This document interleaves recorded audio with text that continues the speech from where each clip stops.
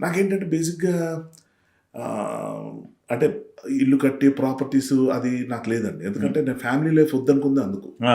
ఓ responsibility వస్తే మనకు నచ్చని పనులు కూడా చేయాల్సొస్తది. ఈఎంఐలు కట్టాలి, ఫీజులు, కా క క కాలేజీలు, డొనేషన్‌లు పిల్లల గురించి చెప్తున్నా. పిల్లలు కట్నాలు, వాళ్ళ ఈ సెటిల్మెంట్లు, కార్లు, బంగ్లాలు ఒకటి కాదు అలా ఒక్కొక్కటి వస్తూ ఉంటాయి.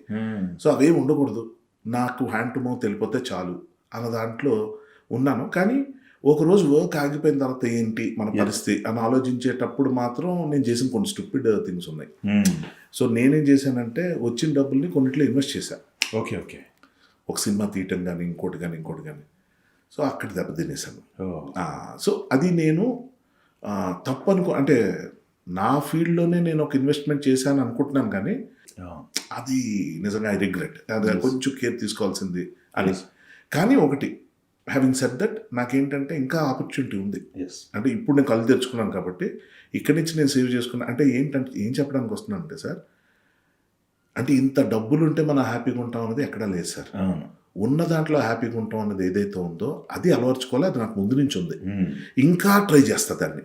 ఇంకా సింపుల్ లైఫ్ని లీడ్ చేయడానికి. హ్యాపీగా ఉండటం ముఖ్యం సార్, రిచ్గా ఉండటం కాదు.